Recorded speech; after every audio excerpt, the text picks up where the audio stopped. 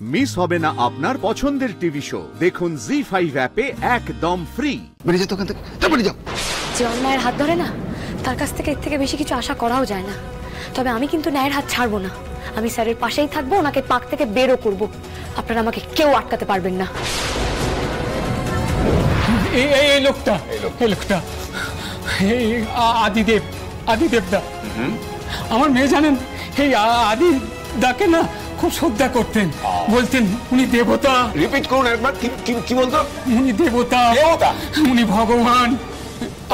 আর এই দেবতার কীর্তিটা দেখলেন তো, কুকীর্তিটা দেখলেন? ভগবান বলে কিচ্ছু নেই, জানেন তো? I understand your pain. ভগবান বলে কিচ্ছু নেই। Please be steady. I understand your pain. Seriously speaking.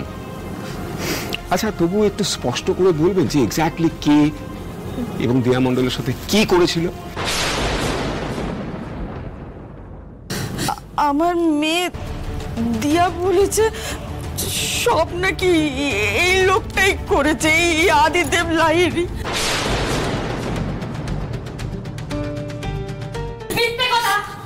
দিয়া দিদি কথা বলতে পারে না, মিথ্যা বলছেন আপনারা। অর্ডার। জজ সাহেব ওনারা মিথ্যা কথা বলছেন, আমি জানি না কেন। উনি কিছু করেননি, উনি নিরপরাধ। যদি কেউ কিছু করে থাকে তাহলে সেটা এই অনিন্দ লাহিড়ী। দেখুন, আপনি কিন্তু কোর্টের মধ্যে এভাবে কথা বলতে পারেন না। হ্যাঁ, মনে রাখবেন, নিজের জায়গায় যান।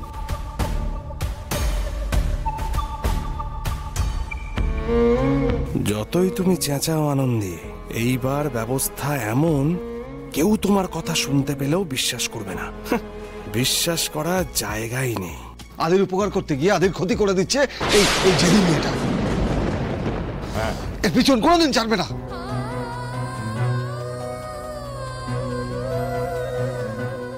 মাই লর্ড, আমি এবার আদিদেব লাহিড়ীকে কিছু প্রশ্ন করতে চাই। অনুমতি দেওয়া হলো। Thank you. আপনি ভিতরে ছিলেন, দরজা ভেতর থেকে বন্ধ করা ছিল কি? হ্যাঁ, আমি ওখানেই ছিলাম আর দরজাটা বন্ধ ছিল।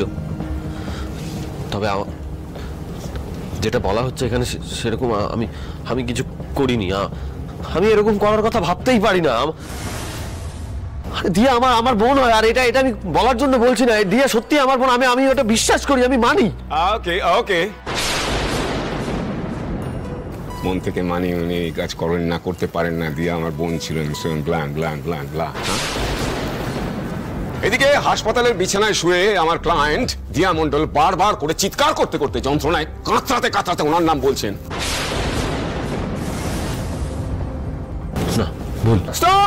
Stop the nonsense!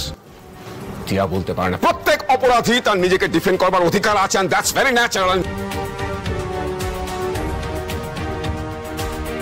করতে পারেন আপনি, তাই বলে এটা নয় যে আপনি কাজ করেননি। হাসপাতালের বিছানায় কাতরাতে আপনার নাম বলছেন এবং দিয়ার বাবা মা এখানে উপস্থিত রয়েছে, তারা ভরা কোর্টের সামনে তারা সেটাকে এগ্রি করলেন।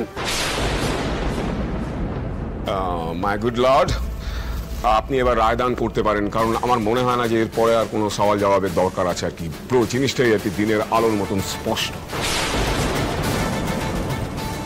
মাই লর্ড, আমি আপনার কাছে রিকোয়েস্ট করব, it's my earnest request to you, যে এমন একটা শাস্তি দেওয়া হোক, it must be so hard, যাতে ভবিষ্যতেও এই ধরনের অপরাধ করবার আগে অপরাধীরা দুবার ভাবে। That's all my lord. হে কি, স্যারের বিপক্ষে যিনি আছেন সে উকিল এসব কি কথা বলে যাচ্ছেন? ওনাকে কি কেউ থামাবে না? যা খুশি তাই বলে যাচ্ছেন উনি। আর কোর্ট কি তবে ওনার কথা শুনে রায় দিয়ে দেবে নাকি? সেদিন কাকে নিয়ে এসছো? অবজেকশন দিচ্ছে না, কিছু বলছে না, চুপচাপ বসে আছে কেন? আরে বাবা, একটু ওয়েট করুন, দাঁড়ান, কেসটা তো সবে শুরু হলো। দাঁড়ান। বল। আদিদেব লাহিড়ীর পক্ষে আপনার কিছু বলা আছে মিস্টার মুখার্জি?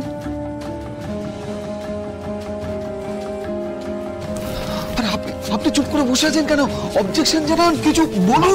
বাবা, ওনাকে ওনার কাজটা করতে দিন। আপনি আসুন, বসুন। কিছুই তো করছেন না। আরে বসুন না, আপনি ওনার কাজটা করবেন, বসুন। মাই লর্ড, আদিদেব বাবু, একটা কথা মনে করে বলুন তো, আপনার ঠিক কত বছর আগে বিয়ে হয়েছে?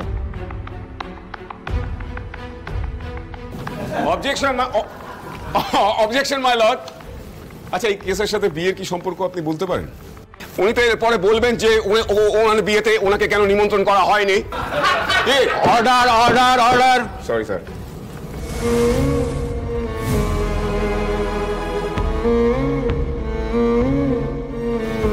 এই কেসটা আপনি লড়ছেন হারার জন্য, জেতার জন্য নয়, বুঝেছেন?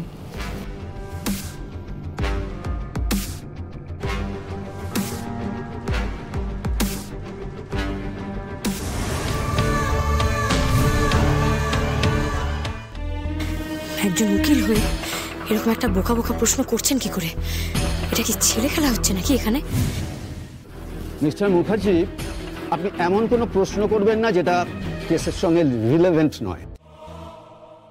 এটা কিন্তু অত্যন্ত স্পর্শকাতর বিষয়। মাই লর্ড, কোনো রকম ভনিতা না করে আমি অত্যন্ত স্পষ্ট কথায় জানাতে চাই যে জাস্ট নাও, মানে এক্ষুনি এই কেসের দায়িত্ব আমাকে দেয়া হয়েছে। তাই কোনো রকম প্রিপারেশন তো দূরস্থ। কেস ডিটেল সম্পর্কে আমি এখনো ভালো করে স্টাডি করতে পারিনি। মহামান্য আদালতের কাছে আমার অনুরোধ, এই কেসটা প্রিপেয়ার করার জন্য আমাকে কিছুটা সময় দেয়া হোক। এ কি, উনি সময় চাইছেন কেন? উনি তো বেল চাইবেন। আমাকে তো স্যারকে বাড়ি নিয়ে যেতে হবে। কোর্ট আসামি পক্ষের উকিলের প্রস্তুতির জন্য সময় দিচ্ছে, আর আগামী শুক্রবার অবধি এই কেস মুলতবি রাখা রইল। ততদিন আদিদেব লাহিড়ী পুলিশ হেফাজতেই থাকবে। Thank you my lord. Sir sir না, প্লিজ আপনি এভাবে যাবেন না। উনি কিছু করেননি, আপনি দয়া করুন। আরে বাবা, ওনার মতো একজন নামকরা ডাক্তার, উনি চিকিৎসা করেন বলে কত মানুষ বেঁচে পড়তে আছে। স্যার স্যার স্যার, আমি আপনাকে বলছি, বিশ্বাস করুন, আমি যথেষ্ট চেষ্টা করেছিলাম, কিন্তু আমি কাউকে রাজি করাতে পারলাম না স্যার। আরে বাবা, আপনার হয়ে যিনি লড়ছেন তিনি তো কিছু করতেই পারছেন না। আপনাকেও আর কিছু করতে হবে না। আপনি যদি আমার জন্য কিছু করতে চান তাহলে এক কাজ করুন, আপনি বই খাতা খুলে বসুন, পড়াশোনা করুন। আপনাকে ডাক্তার হতে হবে, আপনার অনেক কাজ আগামীতে। আমি পৃথিবীর যেখানেই থাকি না কেন, আমি আপনার ডাক্তার হওয়ার খবরটা শোনার অপেক্ষায় থাকবো। আপনাকে অনেক কাজ করতে হবে। আদি, তুমি হাল ছেড়ো না, আমরা ঠিক একটা ব্যবস্থা করবো। আমার কথাটা শোনো, আর শুনুন না আমার কথাটা। কতটা ব্যবস্থা আপনি করতে পারছেন সেটা তো দেখতেই পাচ্ছি। দোষীকে বাঁচাতে গিয়ে যে কোনো দোষী করেনি তাকে শুধু শুধু শাস্তি পেতে হচ্ছে। যান, ওই অপরাধীর হাত ধরে নিশ্চিন্তে আপনাদের প্রাসাদে ফিরে যান। আপনি না বাড়ির মাথা, বাড়ির কর্তা, এই আপনি ভালোভাবে সবকিছু সামলাচ্ছেন। সামলাতে পারিনি, আমি পারিনি সামলাতে। যদি সামলাতে পারতাম তাহলে প্রথম দিনই তোমাকে বাড়ি থেকে বার করে দিতাম। আজকের এই দিনটা দেখতে হতো না। তার জন্য আমার ছেলের যে এই অবস্থা, তার জন্য দায়ী তুমি। আমি তোমাকে সহ্য করতে পারছি না। বেরিয়ে যেত ওখান থেকে, বেরিয়ে যাও। যে অন্যায়ের হাত ধরে না, তার কাছ থেকে এর থেকে বেশি কিছু আশা করাও যায় না। তবে আমি কিন্তু ন্যায়ের হাত ছাড়বো না। আমি স্যারের পাশেই থাকবো, ওনাকে পাক থেকে বেরও করব। আপনারা আমাকে কেউ আটকাতে পারবেন না।